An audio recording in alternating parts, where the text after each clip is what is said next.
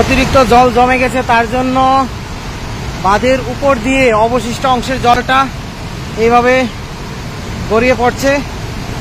আর এটা হচ্ছে গেটের জল, যে গেটের জল অনবরত আপনারা দেখেন এই যে এটা দিয়ে যায়, এটা হচ্ছে গেটের জল। আর এটা গেটের উপর দিয়ে অনবরত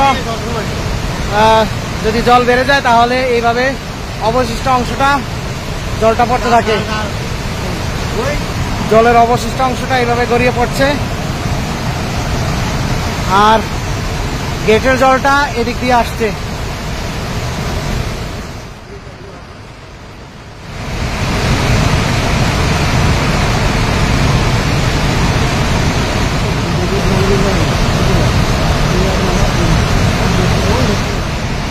এটা হচ্ছে গোমতী নদীর ডম্বুর বাঁধ, অনবরত জল গড়িয়ে পড়ছে, সেই জল গিয়ে গড়িয়ে পড়ছে সেই গোমতী জলা হয়ে চলে যাচ্ছে জল।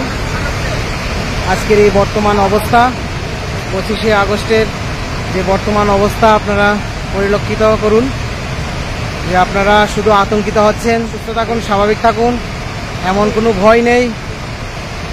আপনাদের পাশে সদা সর্বদা ত্রিপুরা রাজ্য সবাই আছেন, সরকার আছেন, সবাই আছেন। উপর দিয়ে যাচ্ছে, আপনারা চিন্তা করবেন না।